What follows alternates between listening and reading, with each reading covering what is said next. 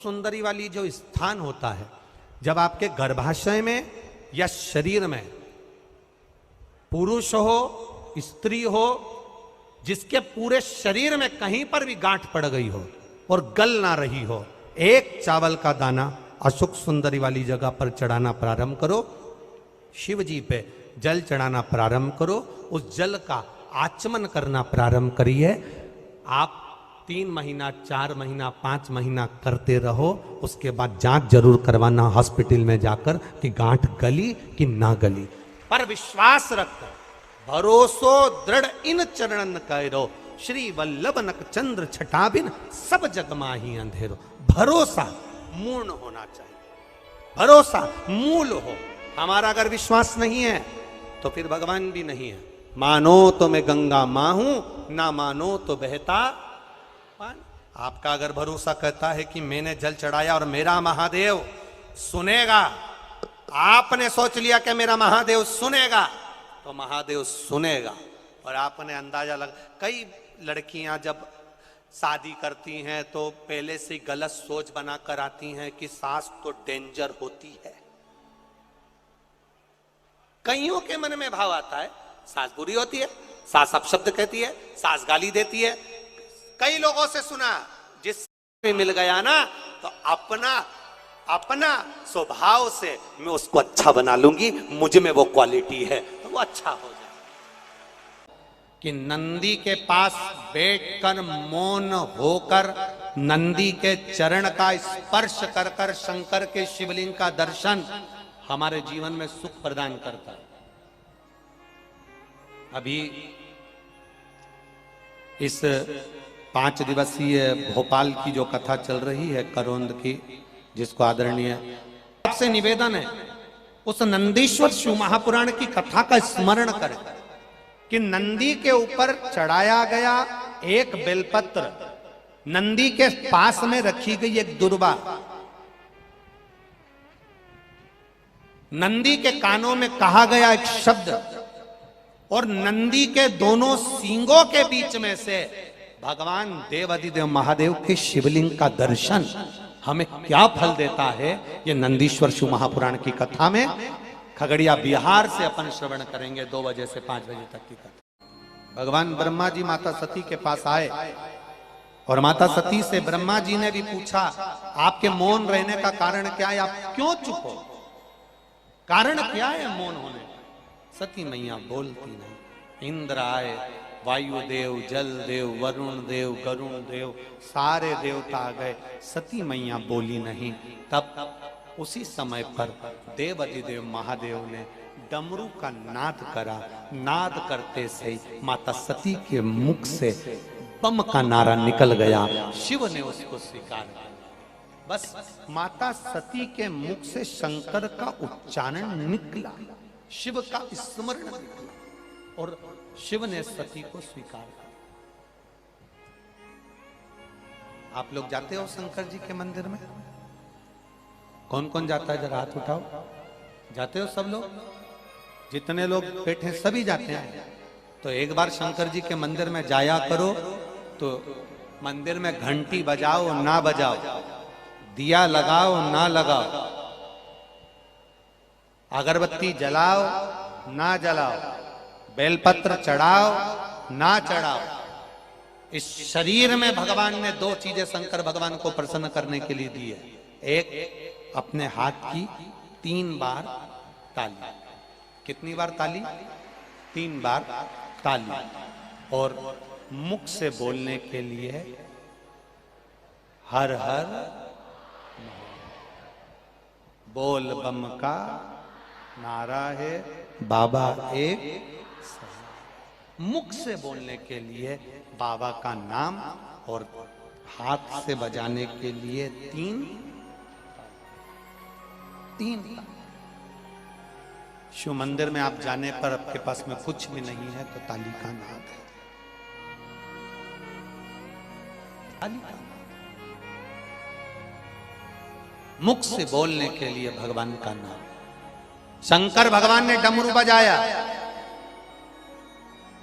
और जो भोलेनाथ ने डमरू बजाया, सती के मुख पर शब्द आ गया। और सती माता के मुख पर शब्द आया तो सती माता जब अवस्था से बड़ी होती चली गई, शिव की आराधना में डूब गई, शंकर भगवान की आराधना में डूबी। तो दक्ष प्रजापति ने माता सती का विवाह करने के लिए बहुत सारे राजघराने देखे, पर सती मैया का मन, चित्त, बुद्धि तो शिव में लगी, बाबा देवाधिदेव महादेव में लगी।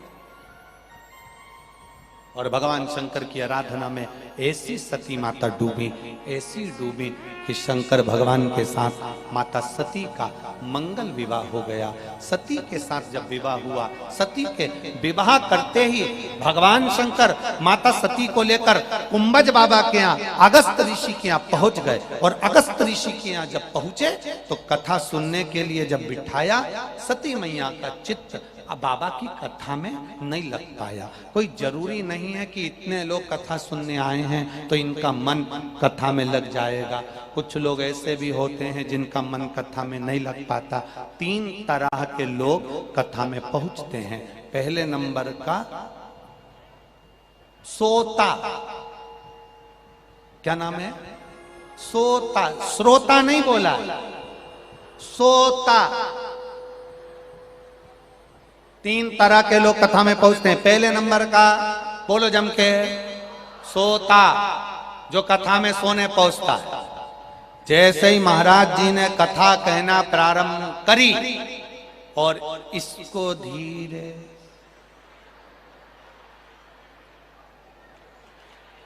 और पड़ोस ऐसी क्या कर रही, कहीं नहीं, भगवान भाग रिया था तो बुला रही थी, सोता। दूसरे नंबर का सरोता,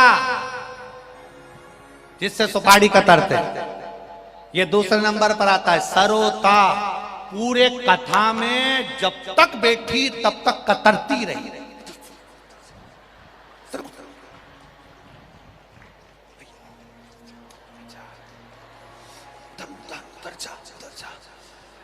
एक महाराज जी ने क्या बाचा उससे कोई मतलब नहीं।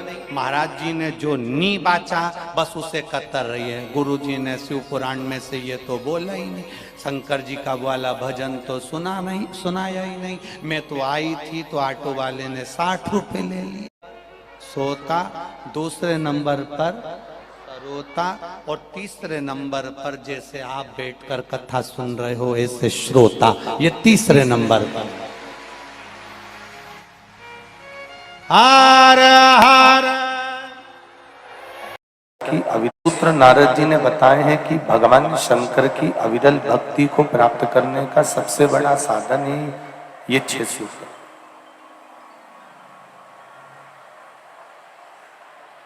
भगवान शिव को प्राप्त करने का मूल अगर कोई साधन बताया है तो ये 6 सूत्रों में बता दिया, ये 6 सूत्रों में वर्णित कर दिया गया। पहला वर्णन करा सिर पर त्रिपुंड,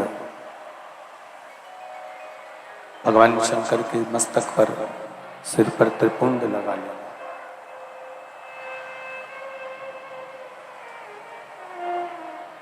जब हम देवाधिदेव महादेव के मंदिर में प्रवेश करते हैं,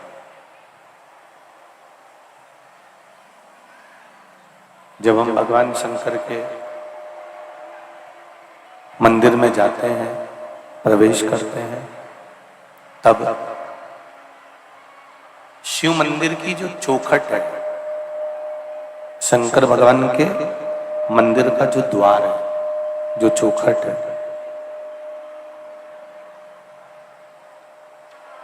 उस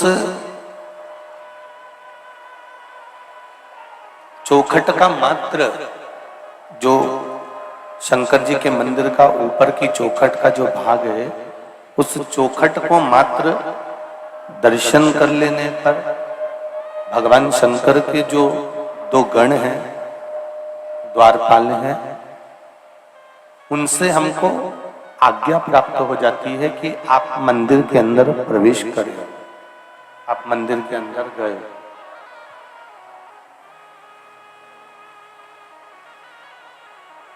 आप मंदिर के अंदर पहुंचे,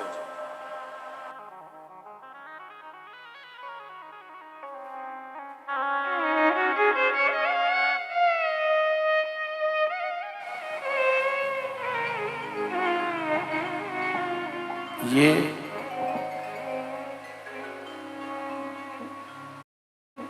जो आज्ञा प्राप्त होती है कि मंदिर के अंदर आप प्रवेश कर गए हो, मंदिर के अंदर आप पहुंच गए हो, ये द्वारपाल भगवान शिव से ये कह देते हैं कि ये भक्त इस भाव से मंदिर के अंदर प्रवेश करा। एक बात थोड़ा ध्यान दीजिएगा, अपने जीवन में उतारिएगा, स्मरण करिएगा कि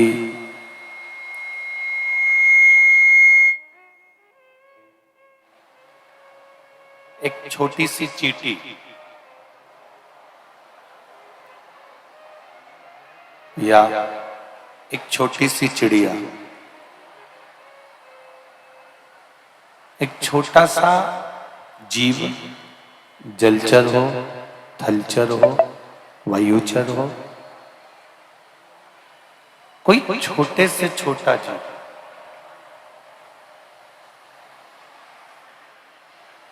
जब भगवान को पुकारता है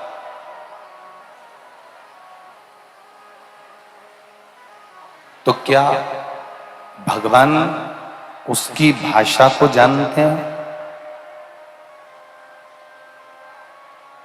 क्या भगवान उनकी वाणी को पहचानते हैं?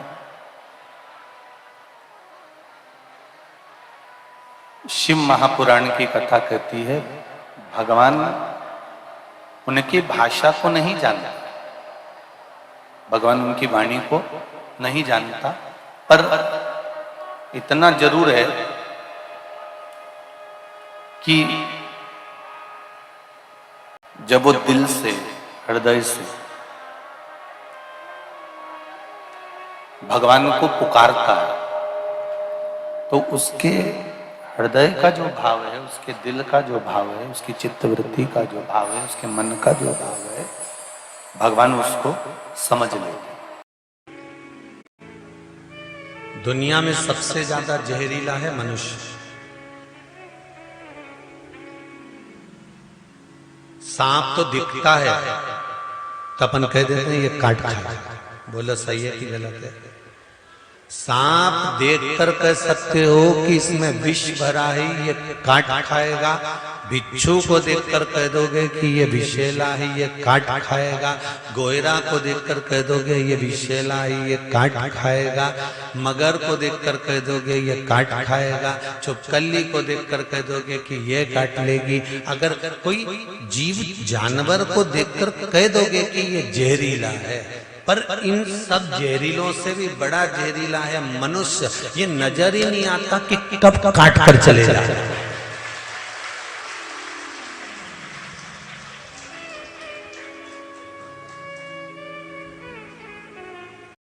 सब अच्छे नजर आते हैं अपने को, कितनी जोरदार हमारी काकी जी, कितनी जोरदार ने काका जी, कितना जोरदार ने भाई, कितना जोरदार ने बंधु, कितना जोरदार ने जीजी, कितनी जोरदार ने जीजा, कितना जोरदार ने हमारा रिश्तेदार इतना बढ़िया, हमारा नातेदार इतना बढ़िया, हमारा कुटुंब इतना बढ़िया।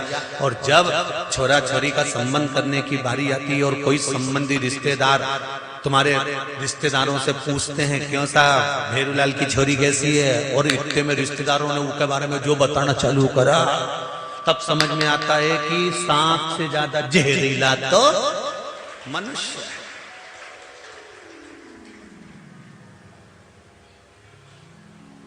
सांप दिखेगा तो दूर हट जाओगे, बोलो सही है कि गलत है? कि जहरीला है इससे दूर हटना। बिच्छू दिखेगा तो दूर हट जाओगे कि जहरीला इससे दूर हटना।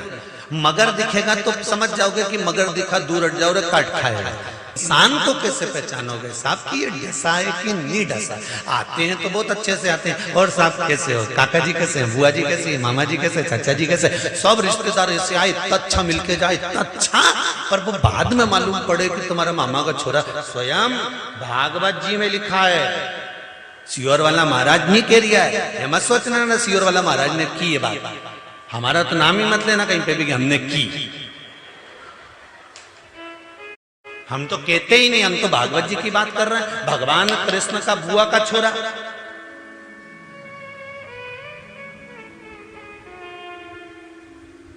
कौन जी का सिर कटा था? शिशुपाल, बुआ का छोरा। और भगवान कृष्ण को मालूम पड़ा कि तुम्हारा बुआ का छोरा गाली दे रहा था तुमको। इतने में बलराम जी बोले, नहीं नहीं, हमसे जब भी मिला नहीं, बहुत जोरदार मिला, गले भी लग के मिलता है और बहुत हमेशा पूछता है, और भैया कैसे हो, दाऊ दादा ठीक तो हो, कभी आओ हमारे राज्य में, कभी आओ हमारे उधर, हमें तो हमेशा बुलाएगा, फिर गाली कैसे दे सकता? नहीं मानो तो एक दिन मैं तुमको वीडियो बना के बता दूंगा, एक दिन हमारा मोबाइल में कैच करके बताऊं गाली देखी। और इतने में तो दाऊ जी ने कह दिया था, नहीं नहीं शिशुपाल ऐसा नहीं कर सकता, वो गाली दे ही नहीं सकता, हमारी बुआ का छोरा और सगी बुआ का छोरा, ऐसे कैसे गाली दे दे, रिश्तेदार हमारा। तो भगवान ने कई बार किया, नहीं शिशुपाल गाली देता है, नहीं, दाऊ जी बोले मैं नहीं मान सकता, नहीं मान सकता। तो एक दिन भगवान सभा में बैठे थे और भगवान कृष्ण उठ के चले, और चलते चलते शिशुपाल भैया को उन्होंने प्रणाम करके कहा, भैया द्वारका तो आना एक बार देखने, नया महल बनाया। इतने में तो शिशुपाल खड़े होकर बोल दिया, चोटे तेरी द्वारका देखने आऊंगा। इतने में तो भगवान कृष्ण ने पलट के दाऊ दादा को देखा, ये देख लो, मैंने पहले ही बोला था कि कैच करके दिखा दिया। सांप दिख जाता है तो भय हो जाता है कि ये काटेगा, बिच्छू दिख जाए तो कि ये काटेगा, गोरिया दिख जाए तो कि ये काटेगा, मगर समझ नहीं सकते सबसे जहरीला अगर संसार में कोई जानवर है, सबसे जहरीला अगर कोई है तो वो कौन है? मनुष्य। दिन भर 24 घंटा बैठ के कुछ ना कुछ काटता ही है,